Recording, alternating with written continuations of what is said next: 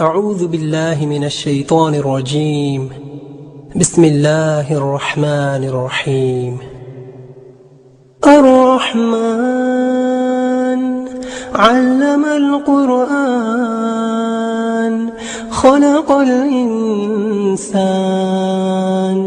علمه البيان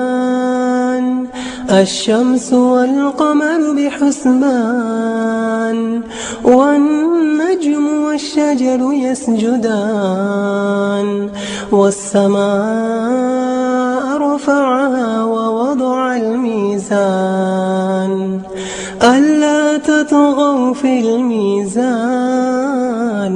وأقيموا الوزن بالقسط ولا تخسروا الميزان والأرض وضعها للأنام فيها فاكهة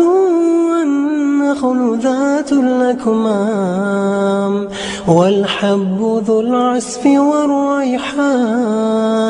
فبأي آلاء ربكما تكذبان خلق الإنسان من صلصال كالفخار وخلق الجن من مارج من نار فبأي آلاء ربكما تكذبان رب المشرقين ورب المغربين فبأي آلاء ربكما تكذبان مرج البحرين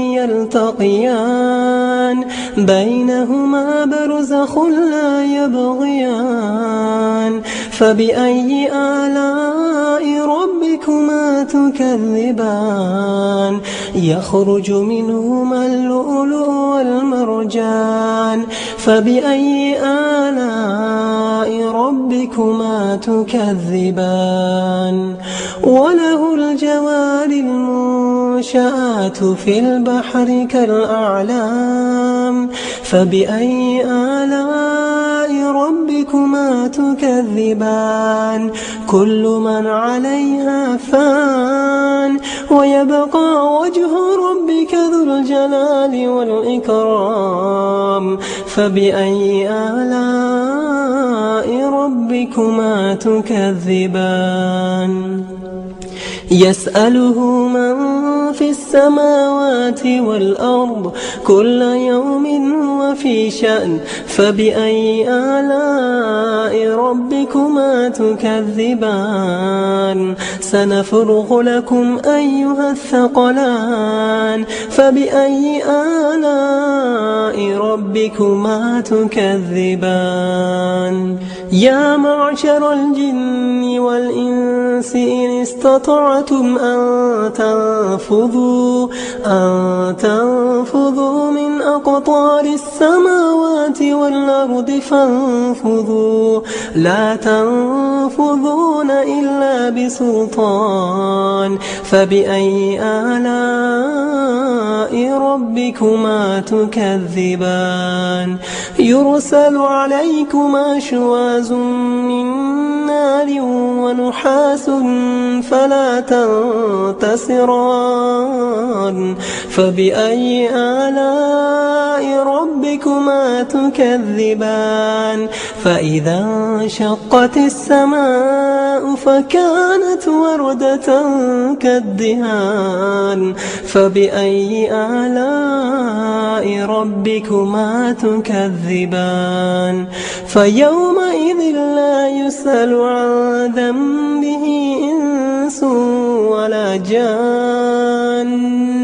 فبأي آلاء ربكما تكذبان يعرف المجرمون بسيماهم فيؤخذ بالنواصي والأقدام فبأي آلاء ربكما تكذبان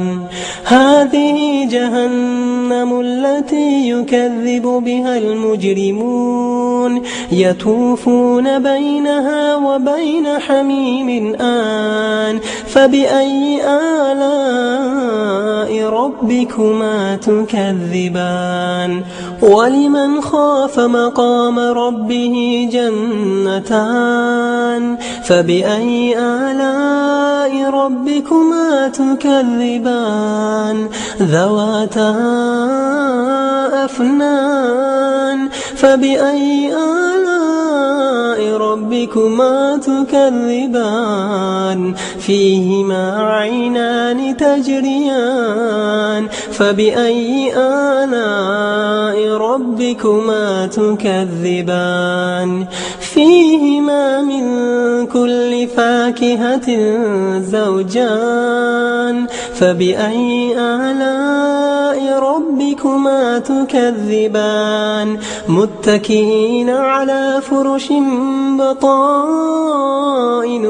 من استبرق وجنى الجنتين دان فبأي آلاء ربكما تكذبان فيهن قاصرات الطرف لم يطمثهن إنس